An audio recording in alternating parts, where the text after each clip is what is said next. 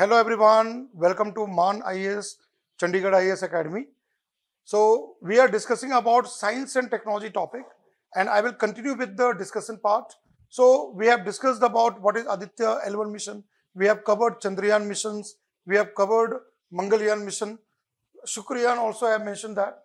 So now today we are going to discuss about a very important mission which is known for a very important aspect from environmental point of view, and you can get a direct question in the examination. NISAR mission. NISAR stands for NASA ISRO Synthetic Aperture Radar. Now this mission has been in the news for previous 6-7 years, but now this mission has been accomplished and it has been now launched with the help of ISRO. So let us discuss about this mission. How question can be asked in the exam? What is NISAR mission? Discuss its importance, right? And you have to write in 200 words. So about NISAR mission, NASA ISRO Synthetic Aperture Radar, NISAR. So first thing here, the name, it is very clear. US and India joint mission, right? It's a satellite mission. So what is the first thing here? Number one is a joint mission of American Space Agency, right? NASA, National Aeronautical Sciences Agency, and ISRO, Indian Space Research Organization of India, right? Now what is here? NISAR, when you say NISAR, is an Earth observation satellite. Is an Earth observation satellite. Is an Earth observation satellite, what we call remote sensing, right? The word used is remote sensing. Remotely we can sense any kind of changes on the surface of the earth and even interior of the earth. So NISAR is an Earth observation satellite, right? Developed by both the countries, right? So with an advanced, what is called SAR, right? You can see in the name, synthetic aperture radar. So with an advanced radar, right, for mapping Earth's surface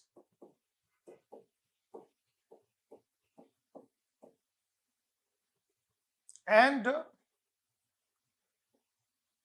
equipped with this radar system is equipped with a very important instrument called polarimeter. So when you write answer, you have to bring the technical keywords, right? Technical keywords are very, very important. They should not see that your answer is very generalized. You have read the topic. You know about the basic thing about that. So equipped with polarimeters, which work on two frequency bands, ultra high frequency bands. Now what do you mean by band, frequency band? Frequency band here means range. They're in gigahertz. Which hertz? Giga, 10 to power 9 hertz. You know, hertz is the SI unit for frequency. So when you say frequency band, lower and higher, a range, right? So this radar system has a polarimeter, an instrument which work on polarization of electromagnetic waves, the signal, right? The signal is the electromagnetic waves. The signal that electromagnetic wave with the two type of polarization, and this work with two type of frequency bands, L band, S band. Now L band, right, provided by this frequency band provided by NASA. NASA is giving that service. And S band, there is another called S band, strategic band, S band. That service provided by ISRO. Provided by ISRO. Right? When you start with the answer, so to bring about those kind of points in your answer part, this should be there so that you will be able to get marks. And if when you write to the point, main aspect, 100% you will get the marks, right? So this is what I have given here. L band from NASA and S band from ISRO, right? I'll now draw a diagram here. Let's see the diagram here. So the diagram is like this. When you look at this satellite here, right? You know, it has a solar panel, right? And this solar energy which charge up, provide the electricity and kind of get charge up here, right? Now this satellite, NISAR,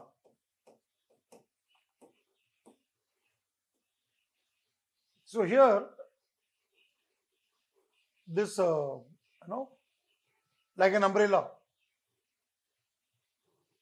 right, where you have this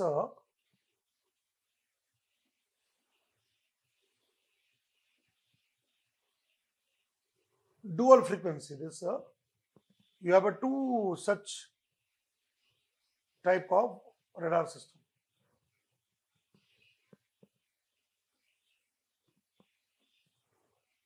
Right? This is what called synthetic aperture radar. What you see right now, this is the synthetic aperture radar, SAR. And as I said, L band polarimeter from NASA side, S band polarimeter from ISRO side. Now it has been placed on a polar orbit. It has been placed as the Earth. So this satellite, it has been placed on the polar orbit. It is an inclination, that is 90 degrees. This is a 90-degree north pole, and this is 90 degrees south. 74.5 degrees, that's something around there. This polar side, it does the mapping.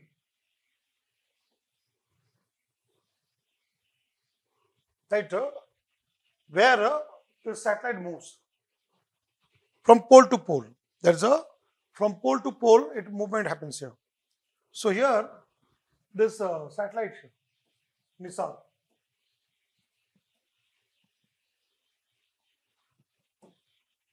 right? And it has a 12 days cycle.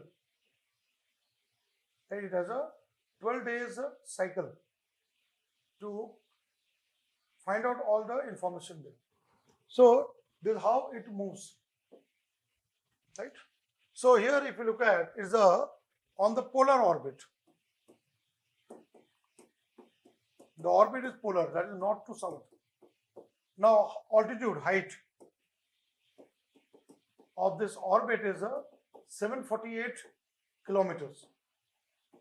So it has a cycle, 12 days cycle is there. When it repeats the part of the observation here, right? Day and night. So it will be able to, as the Earth rotates, satellite will keep on going around. As the Earth rotates, satellite will keep on riding and it will scan entire part of the Earth. And this polarimeter will send the pulse of the signal, which will go and bounce back. And is able to collect all the data. This is how the Earth observation satellite generally works here, right? Now it was launched by GSLV. We used Mark II.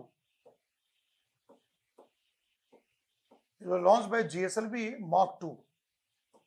Mark 2, I have already discussed in the classroom that Mark 2, if you look at Mark 2, you have a 4 liquid based booster strapped on the first stage of the rocket engine. That is, the first stage is solid, second liquid, third is cryogenic.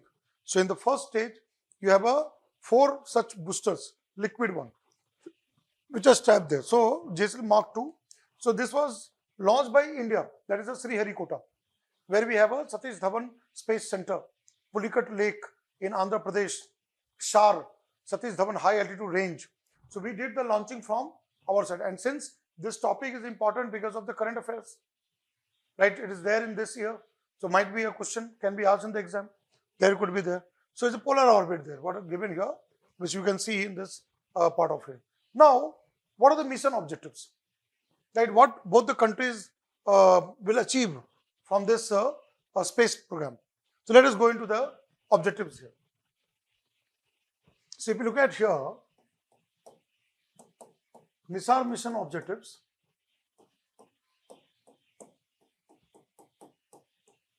Right, is a very, very important one from even the developmental perspective is very, very important.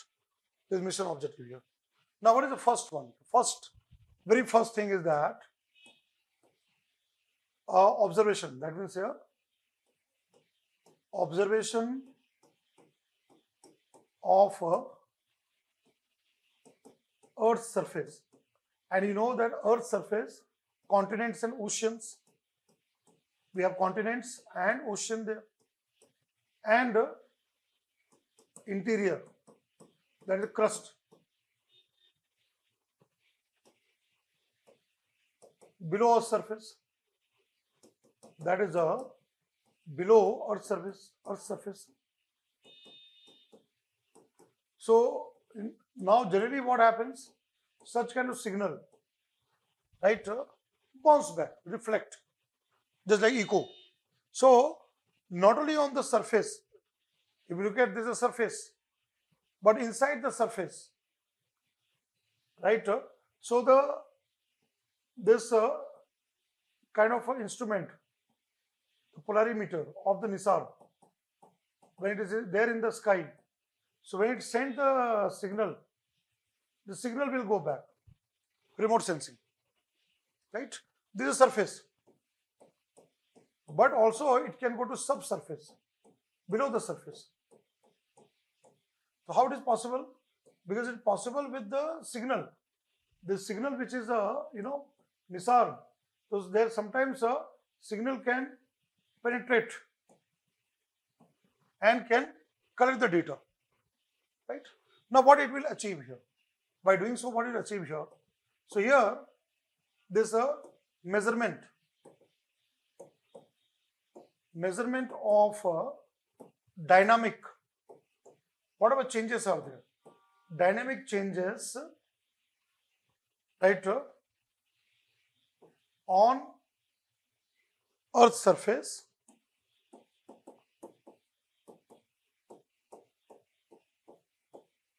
right, particularly here, changes in their ecosystems, that means environmental aspect here, right. For example, forest, grasslands, wetlands, etc. So it will be able to measure any such ecological changes which is happening on the surface of the earth, right, over a span of time, over months, over years, right? Months and years, it will be able to find out what are changes are happening with the ecological productivity, production of biomass. It all will be able to get all the important data here. So from environmental point of view, it becomes very, very, very, very important. This is what comes here. When you're writing, then you have to clearly write in your answer, specify in your answer there. The second thing comes here. Now here, third thing here. Third aspect of the mission is that here study of movements of plates. You know that in geography you have read there that earth crust is made of number of plates, plate tectonics, and predict, you know, that when the plates move, one of the things is that earthquake. And now you know that recent time there have been number of earthquakes there, right? You know, central Myanmar had a very big earthquake. Then, you know, ring of fire, Philippines in that South China Sea and all this area.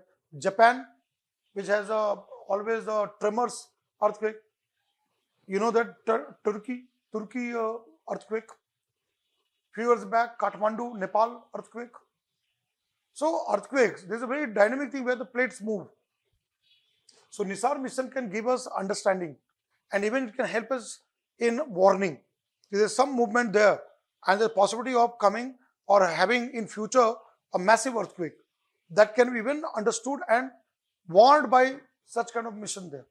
So again here earthquakes, then you know landslides, because landslides can also be triggered because of the part of the movement of their avalanche, snow avalanche, right? You know, if there's earthquake inside the ocean, tsunami can come there. You know, India has suffered a tsunami where the Sumatran earthquake, right? That was a part of there. So here, even tsunami, which is linked to such kind of a movement. So disaster management, what is very important here? Disaster management. This can play a very important role. Now what is the next here? Next thing what comes here, that so here help in disaster management. Not only environment and ecological aspect, wildlife and all, but also in disaster management. It can help in both the country, help in disaster management, here decision making support system. Then what comes very, very important, this NISAR mission has another thing, climate change, study of impacts of global warming, right? Global warming and climate change.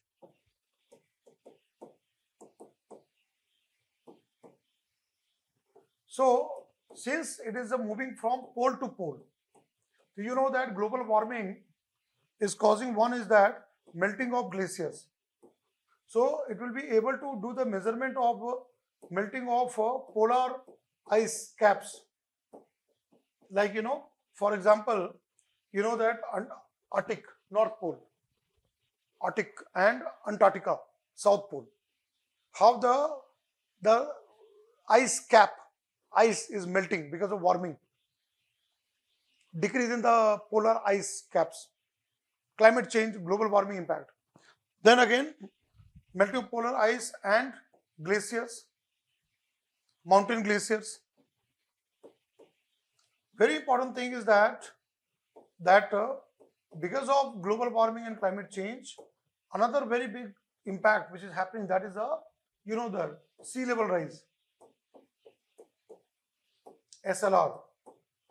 Even it can be measured, and you know, coastal areas will get submerged, islands will get submerged.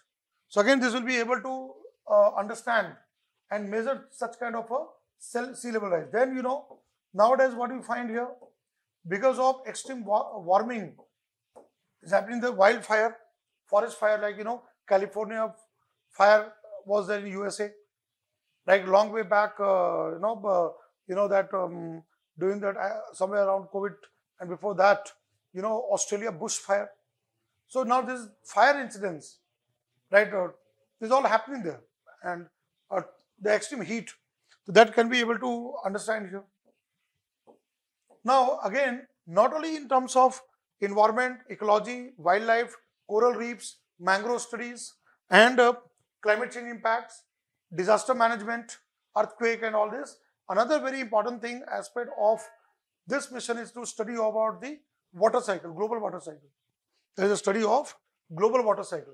So what now I go into here, sixth thing is that study of global water cycle. And you know that climate change, right, is now impacting such kind of water cycle, hydrological cycle. And again, human development, excessive extraction of groundwater and all this one, the part of that. So there are many factors where the water cycle, which you study in ecology class, right, evaporation, condensation, precipitation, surface runoff, right, all those kind of things, transpiration, the static part, theory part, what you study in environment ecology class. Here, changes happening on the rainfall pattern, evaporation pattern, and climate change is one of the thing. And second thing, what comes here? Human development, too much of extraction of water, polluting of water, we are causing river pollution, wetland pollution, lake pollution, all the eutrophication, algal bloom, all this can be studied with the help of NISAR mission. That's what I say, NISAR is a very, very important mission. And you can get question, if you are able to write all this in your answer, you will get marks. Marks will be there. So, water cycle here, and impact the study of global water cycle and impacts of one is the climate change and human development, right? Development here. Now another thing here, when the rainfall pattern will change, like in India is a country which depends on monsoon, right? If our southwest monsoon get affected, it has a direct impact on our agriculture and food production, which is connected to food security of the country. And you know that nowadays El Nino, that is a ENSO, El Nino Southern Oscillation, that is a south of Pacific, Australia and Peru. The warming of the ocean current and cooling the two sides, which has impact on the cloud formation and the rainfall. And you know that whenever the El Nino happens, Peru, South America side, it gets higher rainfall, whereas the Australia side, you have a dry spell, less rainfall. And El Nino has an impact over India also there. So now what is happening? Because of global warming, climate change, right, such kind of rainfall pattern is changing. Then again the impact of global warming comes into that. Again the agriculture. So again here study of agriculture, agricultural productivity, crop yield, right, productivity and food security. So this can again be a very important thing for farmers' point of view, agriculture sector point of view. This mission can provide crucial data, important insight, right, to agriculture productivity and food security, right, and the impacts of changing rainfall pattern,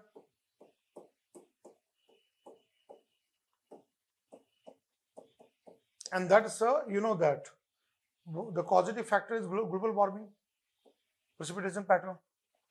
That again comes into that. So that means in one way this mission, environment, ecology, wildlife, biodiversity, natural calamities, disaster management, right, then climate change, impacts of climate change, water cycle, agriculture, food security, all this comes into that. So if you are able to bring about the satellite, what type of instrument, L band, S band, polarimeter and all this one, plus where it is working, polar orbit, launched by GSLV Mark II, and then objectives, you will get marks. And if you can write with examples, you will definitely get marks, right? So this is going to be very, very important one, and already it has been launched. It is there in the current affairs. You may get question in the exam, right? What question can be there? Discuss NISAR mission, right, and its significance for India's development, which you have to write it there, correct? So this is one thing is now what I'm coming here. Another thing, very important thing, which I would like to cover in today's session, Gagan. One is the Nisar we have discussed, Gagan. Very, very important. Here, again, you can get question. First, let's understand the full form of this. GPS aided geo augmented. GPS aided geo augmented navigation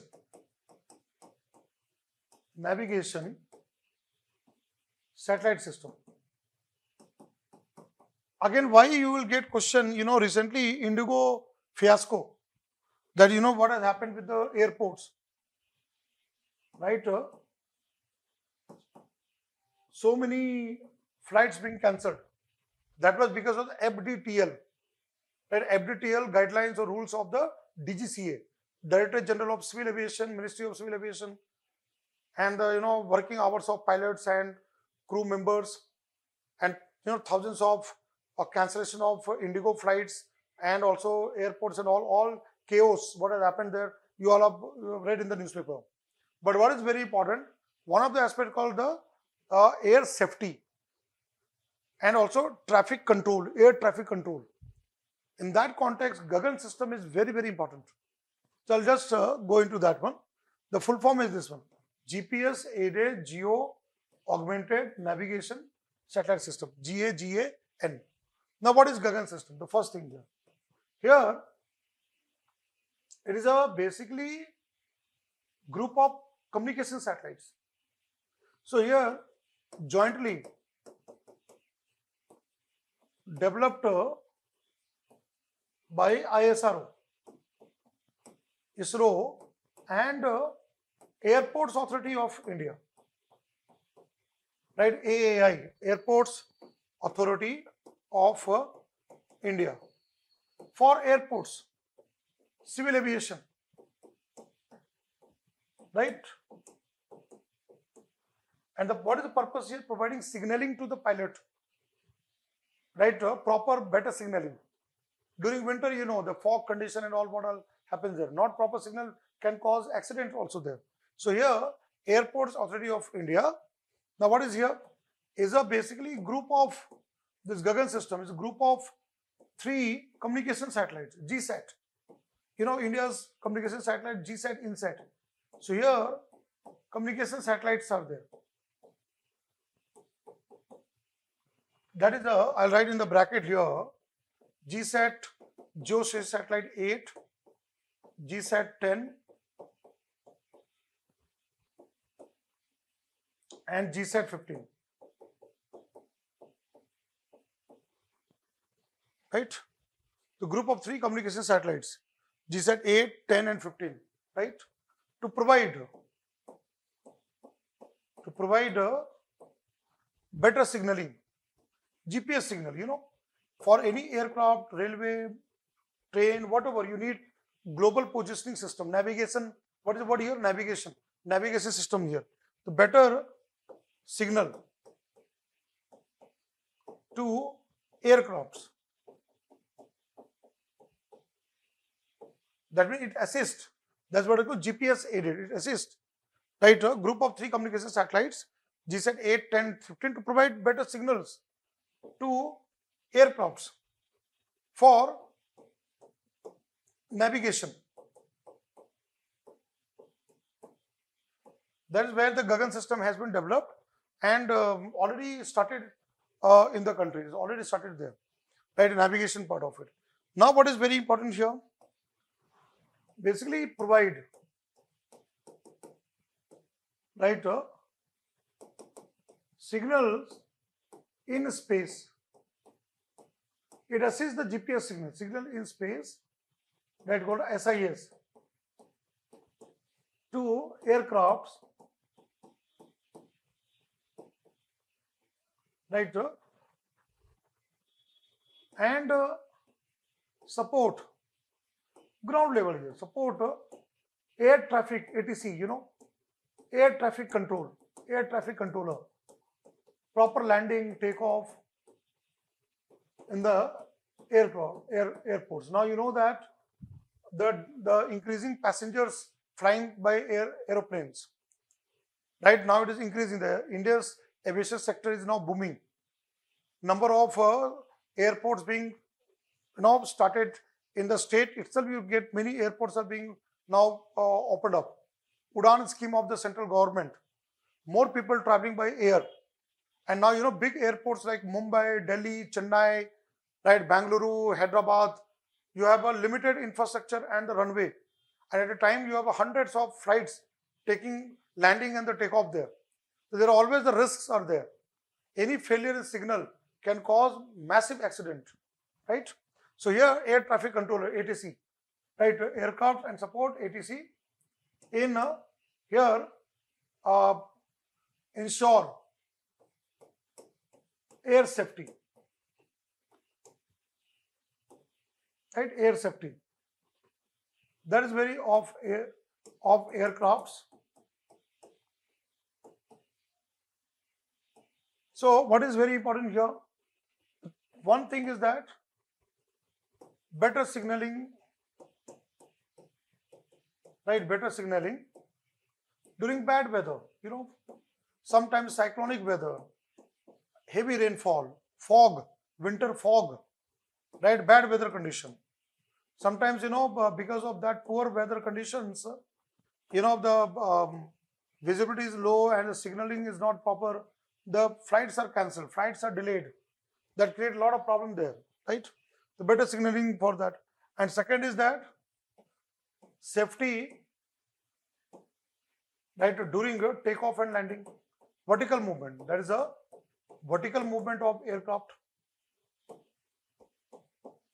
movement of aircrafts. That is a landing and takeoff. Because in that case, the aircraft after takeoff on the runway, it goes up and also land here. So there should not be any problem with the signaling part. Landing and takeoff. Sometimes, because of not getting proper signal, the pilot will never risk to land on the runway. It wait for the command from the ATC, air traffic controller. There's a big one, tower is there where air traffic controller is there. So pilots have to follow the protocols. They have to listen to the instruction. Let's say if the proper signal is not coming and pilots have not been able to get the command of landing on the runway in the given airport, the pilot will keep on flying, circling around the airport, around that area, around that city. And that absence of not getting proper signal, so what will happen? A lot of aviation fuel will be burnt. Because suppose aircraft is there near to the airport. Runway is also clear, but ATC signal is not properly coming to the pilot in the cockpit of the aeroplane.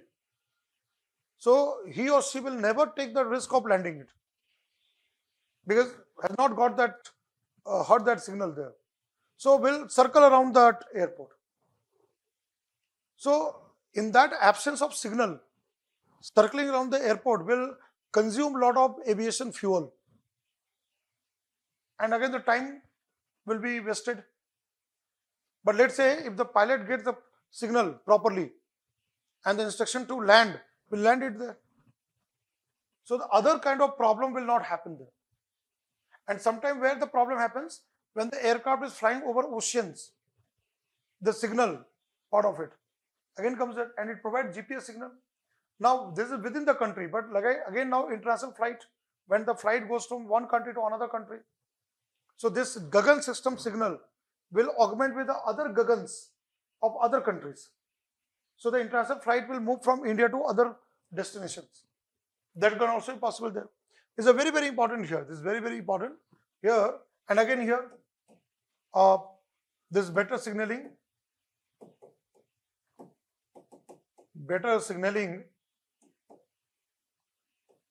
en route, sea and oceans, where sometimes signal may be problem there. So that is again Gagan can provide that support system, and it is connected with other such kind of SIS system. What is something called space-based augmentation system, right? So what we can say here, ki Gagan can provide continuous signaling, right? Provide a continuous, right? GPS signals, navigation based signal,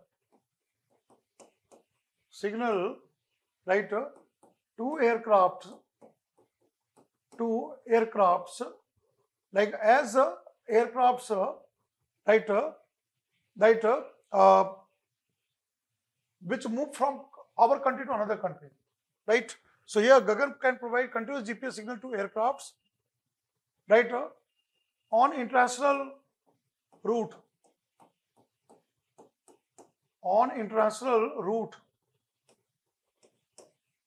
international flight, right? By right here augmenting with other types of other SBS, that is a space-based augmentation system similar to Gagan. Other space-based augmentation system.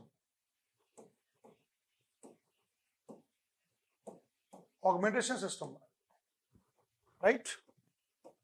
Similar to Gagan, like such as European Gagan, or you can say SBAs, right? American, USA's, let's say the flight is going to the US, Canada, Mexico, USA's SBAs. If it going to the East Asian side, Japan's SBAs. So our Gagan is what? SBAs. It is interconnected. You can say globally it is interconnected.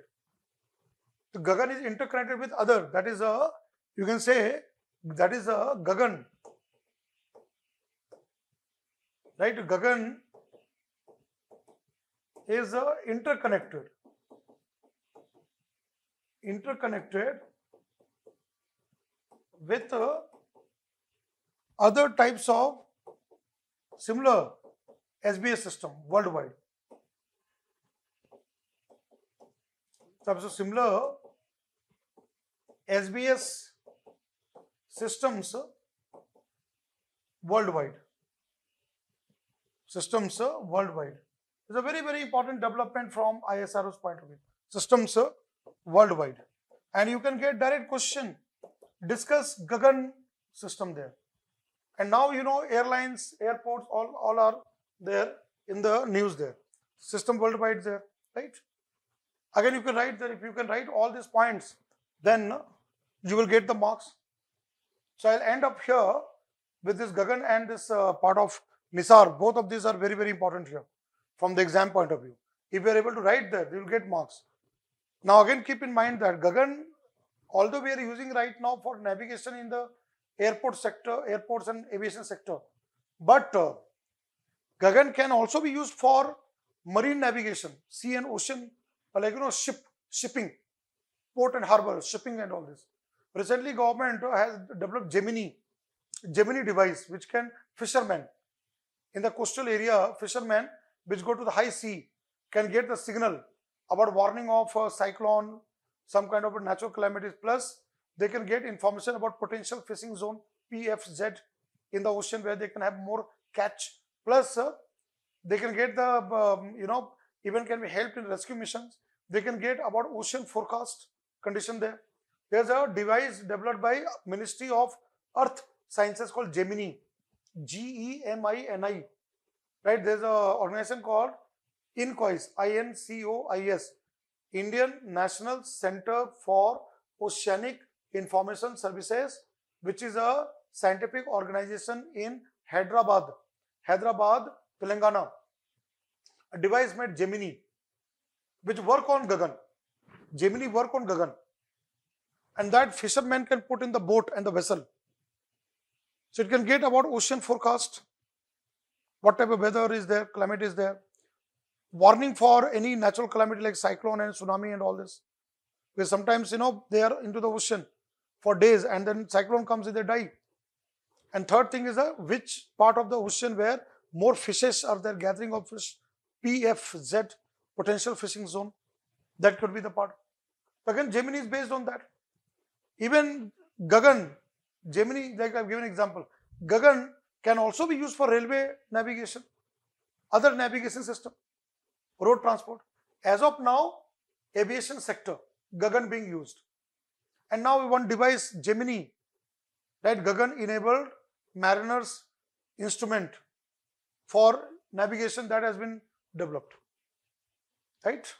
So that is what you have to know, that Gagan enabled mariner instrument for navigation and information, Gemini has been developed there. So I'll just end with this information which I've given. Other application where Gagan system of Gagan, which government has now developed, that is called Gemini. This is called Gagan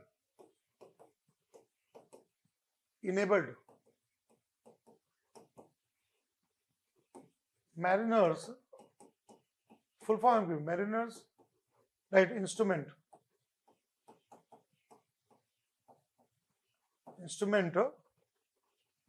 for navigation. Even you can mention this in your answer there, for navigation and information, which work on Gagan system, which work on the Gagan system here. So here, this is a right a device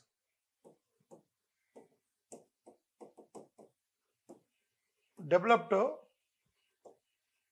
by this scientific organization called INCOIS, Indian National Center for Oceanic Information Services, Hyderabad,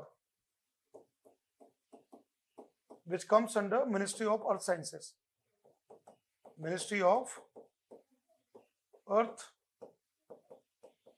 Sciences.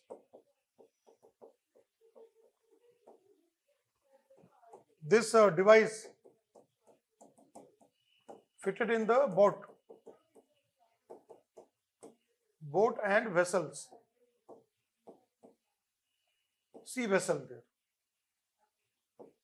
used by fishermen.